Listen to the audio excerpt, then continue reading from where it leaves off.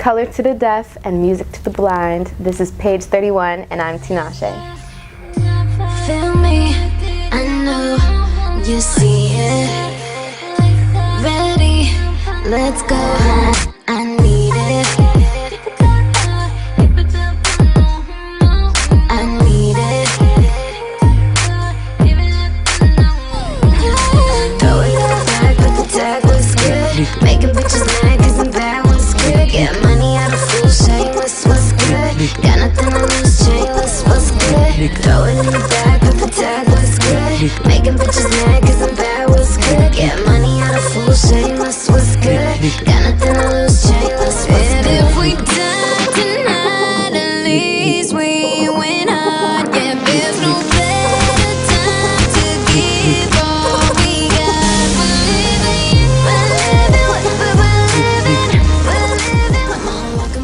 Alright, so we're here with Tinashe. Hey. You made quite a name for yourself on the independent music scene. Now you're signed to RCA. First of all, congratulations. Thank you. How has the transition to a major record label been? I mean, it's been great. I mean, they've given me so many other opportunities that I never would have really been able to get myself, or would have been a lot harder to achieve so quickly on my own, which was great. But I really was blessed to have such a great supportive fan system, you know, before I was even signed to the label, because they really ride for me, and you know, they're always there to listen to my music and support me along this journey and this transition, which and it's kind of hard musically, you know, working on my first album, to transition from working on your own in your bedroom, like recording your music on your own, which was what I was doing with my mixtapes, to recording like in big studios with producers and with all those people there. Like that's a transition, but it's cool, it's fun. So, I mean, let's go back a little bit. You know, for some people who might not know your journey, you started off in a girl group, Yep. the Stunners. Yep. Toured with Justin Bieber and Yep. things like that. And then you ended up transitioning to a solo career. Talk a little bit about your time being in a pop group. I mean, it was fun. It was a great journey. I was young at the time. I was like 14, 15, 16. So it was really, I think, a great learning experience for me. It opened a lot of doors for me. I think in the music industry, I got to work with a lot of songwriters and producers and really get my feet wet on, you know, being in the studio and just learning how to make songs and make music, and just being on the road and getting to experience that whole thing, which was awesome. And it was really fun to go on tour with Justin Bieber. It was really fun. But you know, it's great now that I'm able to do my own thing, because I'm really able to make music that I believe in and art that I believe in, and you know, it's a little bit more true to who I am artistically than what I was doing with the pop group before. If I'm not mistaken, you made an appearance in Justin Bieber's Baby music video. Did being on the set of that, is that something that gave you a confirmation, like, this is what I want to do with my life? No, I knew way before then. I knew that I wanted to be in music and entertaining since as long as I can remember, literally as long as I can remember. I started like acting when I was a little kid, doing like modeling and like commercials and TV, but that was my way of like appeasing the entertainment gene in me, I guess, until I knew that I was old enough to start pursuing music full time, because that was always what I really wanted to do. So, yeah. I mean, yeah, you speak about your acting backgrounds. I know you had a couple episodes on 2.5 Men, which is like the top-rated show. Yeah. Some people might recognize you from that. Hello. Hi, I'm Charlie Harper. This is Jake. We live next door, right, Jake? I'm Jake. Hi, I'm Celeste. I'm Jake. Honey, is that the cable guy? No, Dad, it's our neighbors.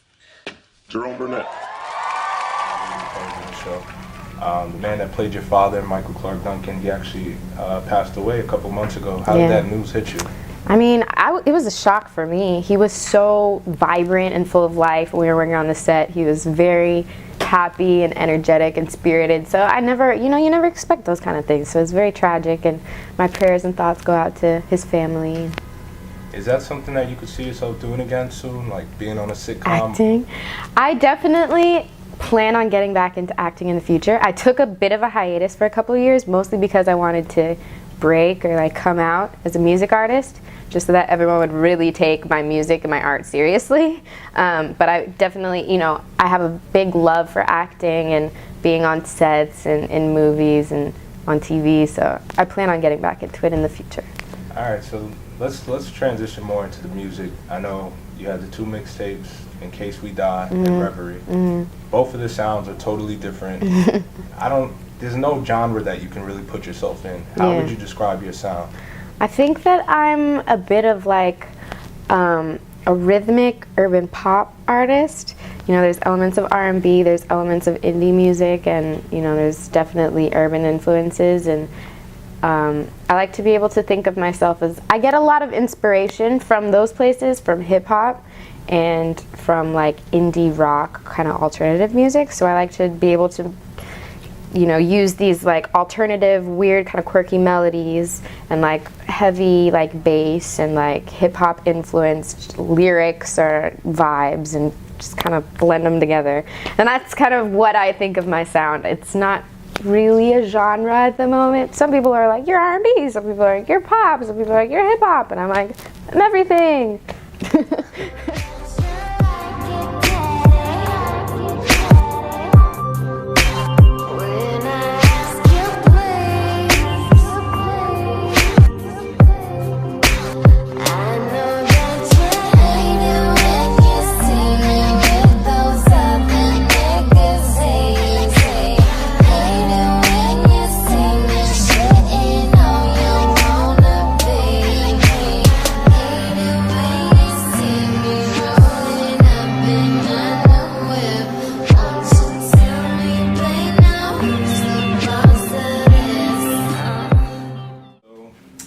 You got the self-directed video, self-recorded single, Boss, that just blew up, hundreds of thousands of views, ends up on VH1 Single A's. What kind of accomplishment was that for you? Where does that rank? I mean, it was awesome for me to see a song that I had recorded in my bedroom on TV. I was like, hey, this is awesome, you know? Like, it just shows that you really can, like, if you want to do it, if you think that you can, like, make a song in your room, and it could be somewhere, it really can.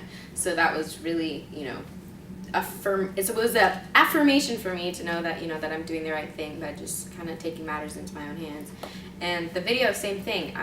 We shot that video on my own. I edited it on my own and put it up online. It's got so many views, and I'm really blessed and so happy that it's done so well. It's really, really cool. People are digging the song for sure. So was that the thought process going through your mind? Was it like, oh, this is going to be a hit when you finish recording it, or was it just like...